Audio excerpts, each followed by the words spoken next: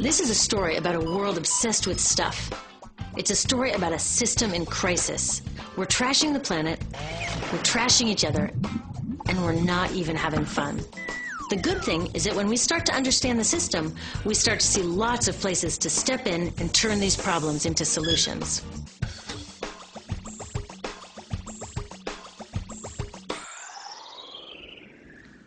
Can I tell you, I love my Pantene Pro V.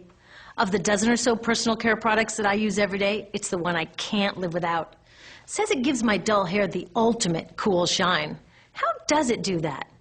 I was wondering that while I was lathering it in my hair one day, so I read the ingredients right here. Sodium lauryl sulfate, tetrasodium EDTA, methyl isothiazolinone. What is this stuff?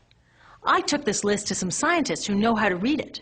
Turns out my Pantene contains a chemical linked to cancer.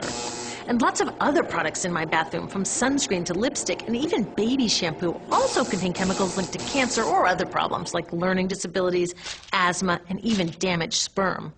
Like most parents, I try to keep my family safe. But now I find out my bathroom is a minefield of toxins? What are we supposed to do? To find out the answers, we have to go back to one of the key features of our materials economy: toxics in, toxics out. If, at the factory, you pour toxic chemicals into a product, like baby shampoo, you're going to wind up with toxic baby shampoo, and toxics in workers, communities, and, babies. So let's take a closer look at this toxic outrage where it seeps into our lives every day, in the bathroom. The average woman in the U.S. uses about 12 personal care products daily. The average man about 6. Each product containing a dozen or more chemicals. Less than 20% of chemicals in cosmetics have been assessed for safety by the industry's safety panel, so we just don't know what they do to us when we use them. Would you fly on an airline that only inspects 20% of its planes? Of course, not all of these chemicals are dangerous, but we know that many are. Some are carcinogens. That means that they can cause cancer.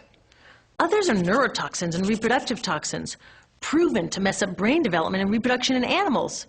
Wait a minute, we're animals too. It's like a giant experiment. We're using all these mystery chemicals and just waiting to see what happens.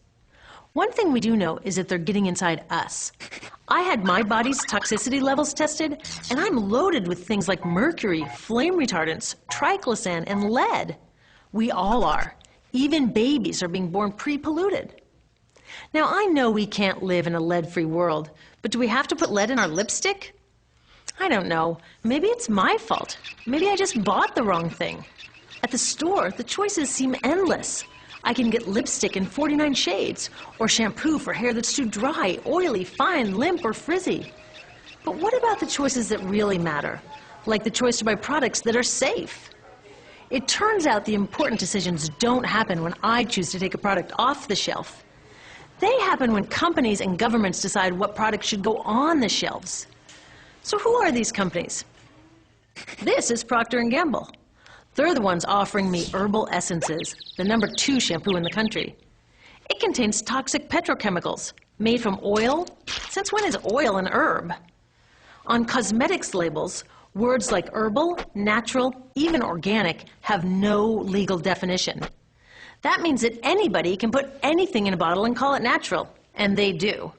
I mean, can you imagine a top seller called Petro Essences? Gross. What's even nastier are hair relaxers marketed to 5-year-olds and skin whitening creams.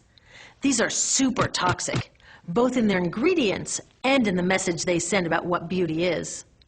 Oh, here's Estee Lauder offering me a chance to help find a cure for breast cancer. That's nice. But wait, they're also using chemicals linked to cancer. Don't you think the best way for Estee Lauder to fight cancer is to stop using those chemicals in the first place? So really, I get to choose between meaningless claims on a bottle. But these guys get the real choice about what goes into those bottles. And that happens back here, at the factories where they're formulated. Why do the makers of these products use all these toxics? Are they trying to poison us?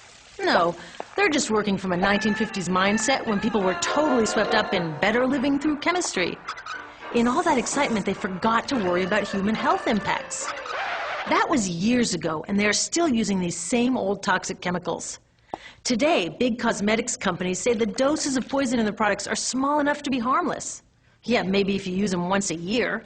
I guess they never get out and see that their products are being used and combined with other products every day. A little toxic dose under your arms, a little more on your hair, on your lips. And workers in nail and hair salons get dosed all day long. So the industry is used to doing things this way, and they can. Because even now that scientists have linked the chemicals they're using to all sorts of problems, there are no laws to get rid of them. You're thinking, really? Come on, nobody's making sure that the stuff we smear all over our bodies is safe? Nope. The FDA doesn't even assess the safety of personal care products or their ingredients. Since 1938, they've banned just 8 out of over 12,000 ingredients used in cosmetics. They don't even require that all of the ingredients be listed on the label. Now, this is an example where we can all agree a little more government action would be helpful. This lack of regulation leaves a huge hole that the cosmetics industry is all too happy to fill. They set up their own committee to self-police their products, and compliance with their recommendations is voluntary. So the cosmetics industry is making the rules and then deciding whether or not to follow them. So you see, it isn't our fault that these toxic products are in our bathrooms. It's a whole broken system that's ignoring the simple rule: toxics in, toxics out. But we're not helpless. There are resources online that we can use to protect ourselves by identifying the best possible choices in the store. But the real action is with people working to change the system. Because if we really want to solve this problem, we got to start here with these guys. Women, parents, workers, people all over the country are demanding that Congress pass a new law, giving FDA the power to make sure that our personal care products are safe.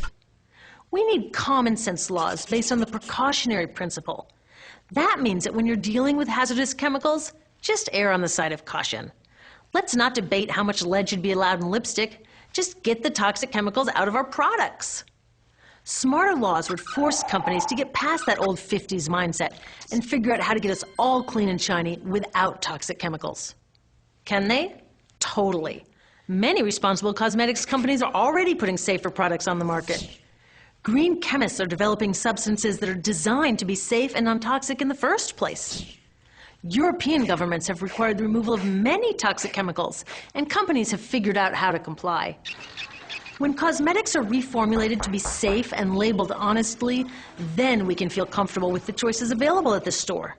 We can choose bouncy hair or full hair, shiny lipstick or matte. We can even choose to feel beautiful without using 20 products. But we'll know that whatever we choose, the most important choice, the choice to be safe and healthy, has already been made.